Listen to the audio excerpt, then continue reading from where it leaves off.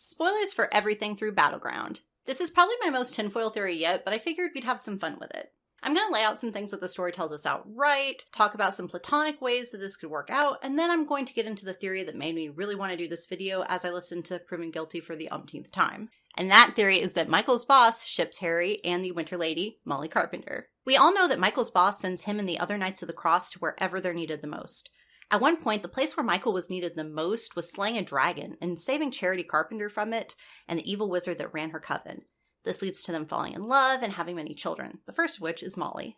Molly ends up coming into her powers and proven guilty, and Harry has to save her from the White Council by convincing them to bind them together with the Doom of Damocles, which is what Harry and Ebenezer McCoy did to get Harry out of his trial alive when he was a teenager. Before that trial, Charity forbids Molly from turning herself in until Father Forthill asks her what Michael would have to say about their circumstances. He would say that she needed to have faith. This is kind of a pivotal moment in the story, and it makes sense because Michael has total faith in his boss, the Christian God. Harry has gone out of his way to save Molly even when it looked like a fool's errand he would never return from. He gives Charity the favor he's owed by the Summer Lady to make the raid on Arctus Store happen. He even helps Molly when all he wants to do is hide from Michael to avoid him finding out that Harry has a piece of Lashiel in his head. If anybody could save Molly, it was Harry Dresden. Harry and the Gatekeeper stall Langtree long enough for the other members of the Senior Council to show up with Michael, who just saved their lives, and vote for Molly's life to be spared. It all seemed very calculated, like it was God's will to save Molly and effectively intertwined her fate with Dresden's. We know from Changes that God won't permit his minions to help people undo the consequences of their actions made through free will, and this is because Uriel wouldn't heal Dresden's back in Changes, forcing him to choose between taking up Lashiel's coin or the mantle of the Winter Knight. So how is Molly's trial different from Harry's back? When Harry had asked for help from Uriel, he had already lost control of his legs from helping someone else escape a burning building. That was not, okay, maybe partially his fault. Sonia saves Harry from the fire just in the nick of time, but he has to live with the aftermath. Michael saving the senior council members could be analogous to Sonia saving Harry in Changes. The knights can move pieces into a position their god wants, but they can't make the horses drink the water that they're led to. The other senior council members could have voted with Langtree and Molly would not have been saved. We see this mostly after Michael's retirement, but in addition to the protection the Carpenter house gets, there's an awful lot of get help by helping yourself going on to the point that it's almost like a trade in favors, like the Fae do. Michael helps Harry because he is called to do the same missions, and Harry gets exposed to his family, which fills a hole that Harry's had from the very beginning because of being an orphan.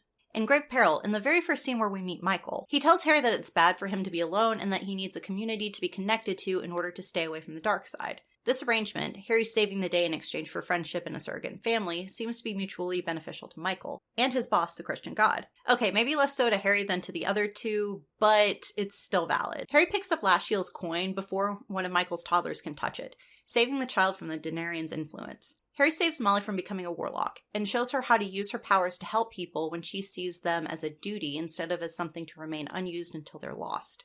In a way, Harry becoming the Winter Knight and Molly following him into the conflict that promoted her to the Winter Lady saved her from the White Council again because of what she and Leah did as the Rag Lady and Ghost story. Now, it might have been Leah doing the whole breaking the laws of magic, but it certainly looked like it was Molly, and that could have landed her in trouble. Michael also saved Charity by slaying a dragon, and in return got a life partner, an armor and weaponsmith, the mother of his children, and a sparring partner that's good enough to train a freaking Knight of the Cross. I kind of hated Charity at the beginning of the series, but now I see her and Michael as being a power couple. But Harry's role as Molly's teacher and guardian might not be so platonic, even if he doesn't see it that way right now.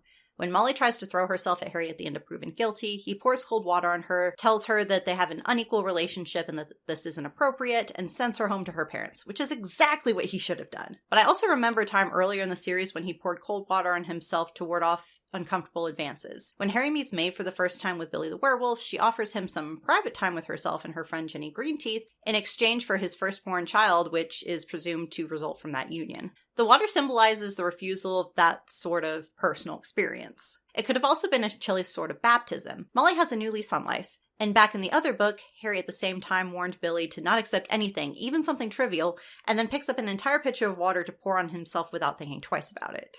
This might not have been enough to make a deal with the Winter Court, but at the very least it's excellent foreshadowing. But let's put our tinfoil hats back on and get back to the point. Is Michael's God trying to push Harry and Molly together? Having both of them in the service of Winter keeps them in each other's orbit, but also leaves them with some big problems.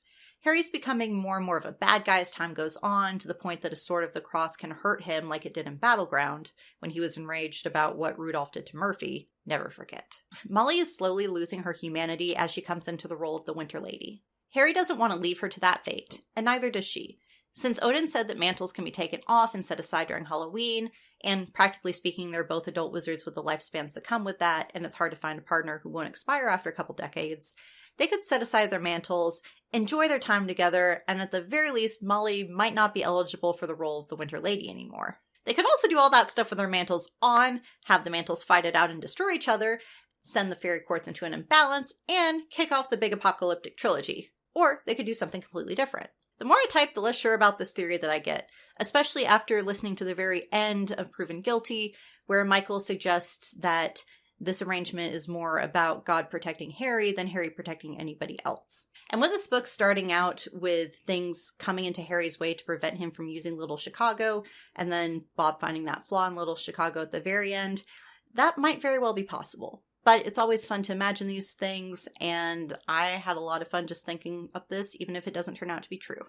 So what do you think? Is there a reason that Harry and Molly get pushed together? Which of the powerful forces is responsible for it? And what does their relationship look like for the endgame of the Dresden Files? Tell me in the comments down below. I'm sure it's going to be a fun discussion, and please don't turn it into a dumpster fire. The comment section was a dumpster file, and it wasn't my fault. If you like what I do, please hit the subscribe button and join the caffeination. We'd love to have you. I'm going to try to do 2 Dresden Files videos per week because I'm being ambitious and I'm just going to go for it. And then maybe another video on Saturday about all my booktube stuff, what I'm reading, the stuff that most of y'all don't care about. Make sure that you spay, neuter your pets, like, share, subscribe on all your social media, and if you think I suck at this, leave me a comment down below, and I will try to suck better next time. Bye!